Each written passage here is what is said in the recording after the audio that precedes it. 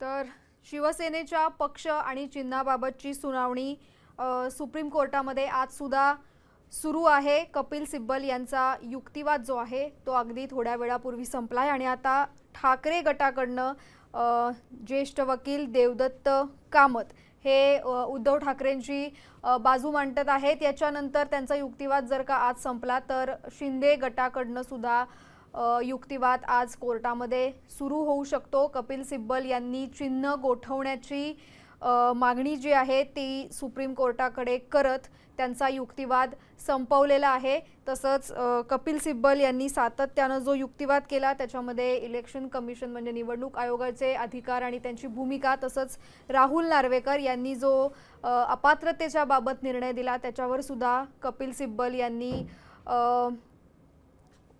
प्रश्न उपस्थित केलेत। भरत मोहोळकर आमचे प्रतिनिधी आमच्या सोबत जोडले गेलेले आहेत। भरत, अजून सुद्धा देवदत्त कामत यांचा युक्तिवाद सुरू आहे का आणि त्यांनी नवीन काय मुद्दे मांडलेले आहेत ते आपण प्रेक्षकांसाठी पुन्हा एकदा सांगूया।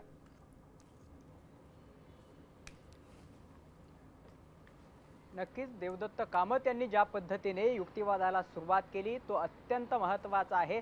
त्यांच्या पूर्ण युक्तिवादामध्ये काही महत्त्वाचे मुद्दे आहेत। त्यात विधानसभा अध्यक्षांनी जो निर्णय घेतलेला आहे तो निर्णय कसा चुकीचा आहे हे स्पष्टपणाने देवदत्त कामत यांनी या ठिकाणी सांगितल्याचं आपल्याला पाहायला मिळतंय।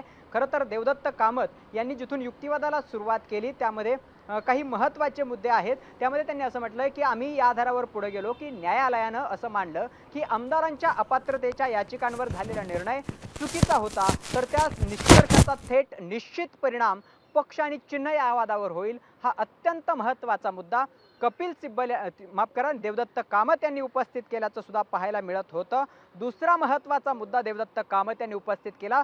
सुभाष देसाई प्रकरणाच्या निकालात या समस्येचा पेचाचा विचार करण्यात आला होता। त्यावेळी दोन समांतर प्रक्रिया एकाच वेळेस सुरू होत्या। त्यातली पहिली आमदारांच्या अपात्रतेसंदर्भातली आणि दुसरी निवडणूक आयोगाच्या समोरची जी सुनावणी होती, अशा दोन सुनावण्या एकाच वेळेस सुरू होत्या। त्यावेळी लेजिस्लेटिव्ह मेजॉरिटी म्हणजे बहुमताची चाचणी याचा अर्थ लावणं योग्य होतं का, हा सवाल देवदत्त कामत यांनी युक्तिवादाच्या सुरुवातीलाच केल्याचं पाहायला मिळालं। दुसरा महत्त्वाचा मुद्दा देवदत्त कामत यांनी उपस्थित केला तो म्हणजे सर्वोच्च न्यायालयाने याआधीच असा निर्णय दिलाय की अपात्रतेबाबतचा अंतिम निर्णय जो आहे हा केवळ आधी घडून गेलेल्या गोष्टीला दिलेली कायदेशीर मान्यता म्हणजे एक्स पोस्ट फॅक्टो रिकॉग्निशन असतो। त्यामुळे न्यायालयाने जर आमच्या बाजूने निर्णय दिला तर ही अपात्रतेची घोषणा ही आधीच्या म्हणजे घटना घडली त्या तारखेपासून लागू होईल, असा महत्त्वाचा मुद्दा त्यांनी उपस्थित केला। त्यावरती न्यायमूर्ती जयमाल्य बागची यांनी असं म्हटलं, आज आम्ही एकनाथ शिंदेंना अपात्र करू शकतो का?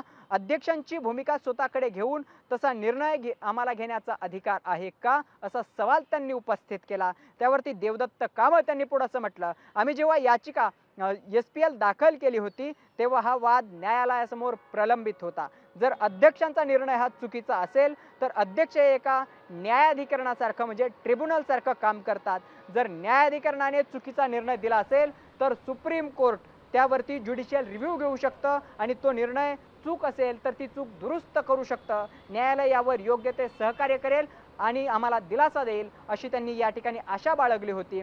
त्यावरती न्यायमूर्ती जयमाल्य बागची यांनी म्हटलं, जर अध्यक्षांची भूमिका मी कायद्याच्या विरोधात असेल तर त्याचा निर्णय आम्ही रद्द केला तर तसा करू शकतो आम्ही, पण जर आम्हाला काहीच शंका नाही परंतु परिणाम म्हणून आम्ही अपात्रतेसंदर्भात निर्णय घेऊ शकतो का? कारण अध्यक्ष हे निम न्यायालयीन अधिकार असलेली क्वासी ज्युडिशियल बॉडी आहे आणि त्याच संदर्भात अध्यक्षांचा निर्णय रद्द करण्यासाठी उत्प्रेषण प्रालेख जो आहे तो काढण्यास आम्हाला कोणतीही अडचण नाही, असा सुद्धा मुद्दा या ठिकाणी न्यायमूर्ती जयमाल्य बागची यांनी मांडला। त्यावरती न्यायमूर्ती जयमाल्य बागची यांनी असंही म्हटलं, एखाद्या शिस्तभंगाच्या कारवाईचे डिसिप्लिनरी प्रोसिडिंगचे उदाहरण विचारात घ्या।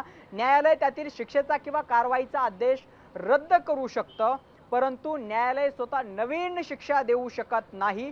आम्ही ते प्रकरण निर्णय घेण्यासाठी पुन्हा संबंधित प्राधिकरणाकडे म्हणजे रिमांड टू ऑथॉरिटीकडे पाठवू शकतो, असं सुद्धा त्यांनी म्हटलेलं आहे। म्हणजे खरं तर क्वासी ज्युडिशियल पॉवर असलेल्या विधानसभा अध्यक्षांकडे हे प्रकरण पाठवलं जाईल का, असा मुद्दा आता उपस्थित होतोय। पुढे देवदत्त कामत यांनी असं म्हटलंय, होय बचाव म्हणून डिपेंड म्हणून केवळ वर करणे किंवा प्रायमा फेसी डिटर्मिनेशनच्या पलीकडे जाऊन आता खरं तर तुम्ही विचार करायला पाहिजे, न्यायालयाने विचार करायला पाहिजे असा मुद्दा त्यांनी उपस्थित केला आहे. अशा बचावामध्ये 2018ची जी पक्षाची घटना आहे, जी निवडणूक आयोगाच्या दप्तरी नोंदवलेली होती की नाही, यासह इतर सर्व संबंधित प्रश्नावर सखोल चौकशी आणि अंतिम निर्णयाची गरज असू शकते असं सुद्धा देवदत्त कामत यांनी म्हटलंय. केवळ प्राथमिक पातळीवर निर्णय घेण्याच्या टप्प्यावर प्रायमा फेसी डिटर्मिनेशन स्टेजवरती या संपूर्ण प्रकरणाची या संपूर्ण प्रकरण आणि सखोल बाबींमध्ये शिरणं हे अध्यक्षांच्या अधिकारांच्या, स्पीकर ज्युरिडिक्शनच्या आणि कार्यकक्षेच्या बाहेरचा आहे. हाच महत्त्वाचा मुद्दा मला मांडायचा आहे असं म्हणत देवदत्त कामत यांनी जोरदार असा युक्तिवाद केलेला आहे. देवदत्त कामत यांनी या ठिकाणी आता एक शेवटचा महत्त्वाचा मुद्दा मांडलेला आहे. शिंदेंना संधी दिली म्हणजे अध्यक्ष त्यांना सिस्टीम मानायला लागले का? म्हणजे एकनाथ शिंदेच्या बाजूने त्यांनी जो निर्णय दिला तो सिस्टीम म्हणून एकनाथ शिंदेंना सिस्टीम त्यांनी मानलं का, असा महत्त्वाचा सवाल या ठिकाणी देवदत्त कामत यांनी उपस्थित केल्याचं सुद्धा पाहायला मिळत आहे. आणखी एक महत्त्वाचा मुद्दा आहे ती शिस्तभंगाच्या कारवाईचा विचार करा असं सुद्धा कामत यांनी म्हटलंय. ज्या पद्धतीने सरकार तयार झालं त्यानंतर प्रतिज्ञापत्र दाखल करण्यात आली, म्हणजे सरकार स्थापन केल्यानंतर सरकारच्या इतर काही गोष्टींचा लाभ घेऊन भरत, या